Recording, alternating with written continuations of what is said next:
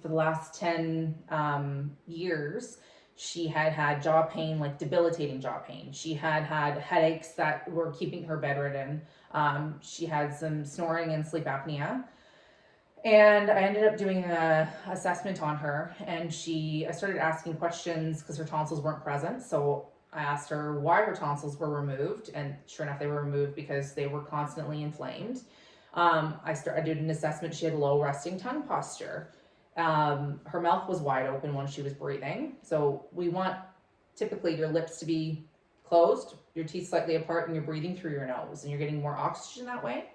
And that's the best. That's the best breathing habit, like habituation. So if we have open mouth posture, we're actually not filtering the air correctly, and we're not using nitric oxide, turning everything into nitric oxide to actually give your body more oxygen.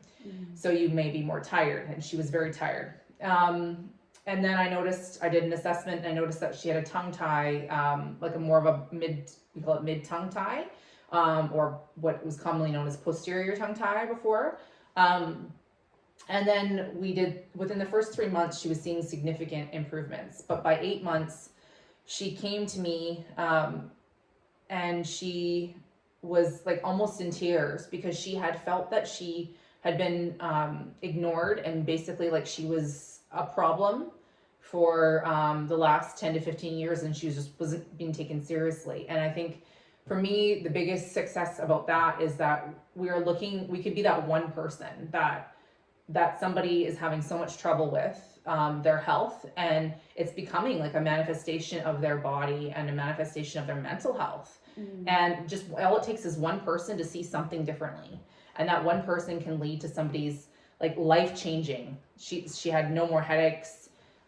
She had no more jaw pain. She didn't need her night guard any longer. Her sleep apnea scores had reduced. So like just that kind of story with basically her emotional status was the thing that like really got to me, is that nobody had believed her, and then we got to the point where she felt validated, and that was really important to me because that's a terrible feeling. It's just terrible. Like just being able to identify that something isn't just an oral finding, and because we're good at that. We chart all of these oral findings, but we need to be able to identify what the problem, like where they need to be referred to, not just stopping in the identification portion. Exactly. I just wanted to share a really great story. Tiffany and I actually were doing our degree program online through UPC, and we became really close through there, and we didn't even know that we were living in the same area in the Comox Valley. No.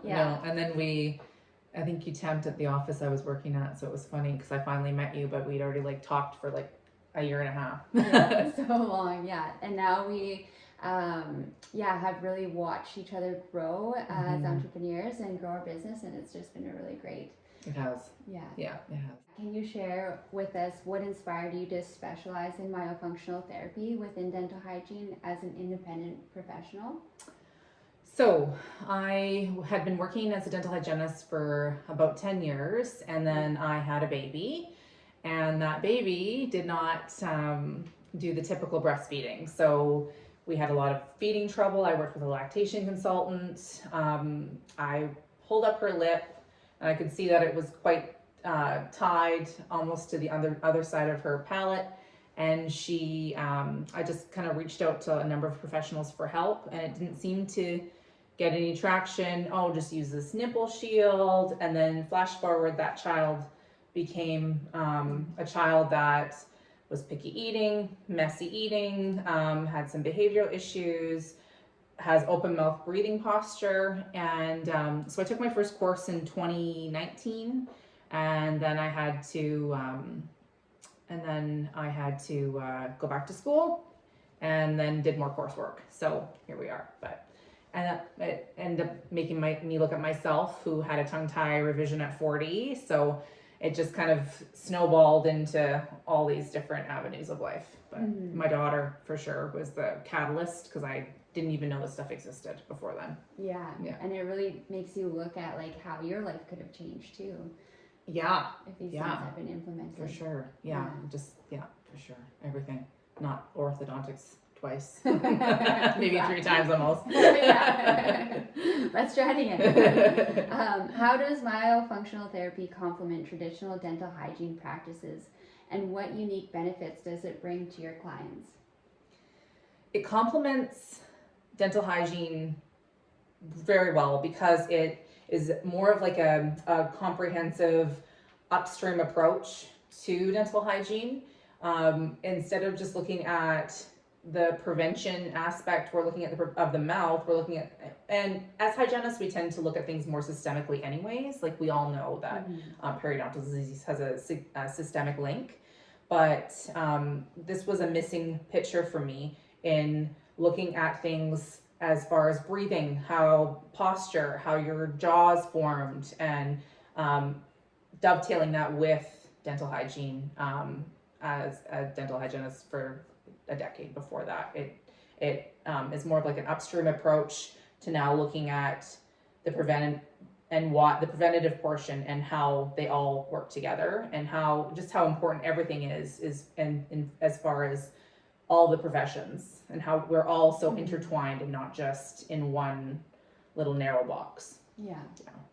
And I like it with the babies too, because a lot of times we're just like, there's not much like dental hygiene treatment we can do to babies, but now it's like, oh yeah, we can start looking at them really young and start looking at their muscle patterns and their swallowing and all of these really cool. And their tongue, and do they have a tongue tie, and do they have a lip tie, like if you pull their lip up, or do they have a tie that is going to affect how their lips flange when they're eating as babies. When you open their tiny little mouths, is their tongue up to the top of the palate, or is it resting low? Yeah. All these things are going to affect how their jaw and their airway, how their jaws grow, how their tongue functions for swallowing and breathing, and how they can eat, and just generally how they're everything. It'll affect everything. Yeah. Yeah, it's really neat.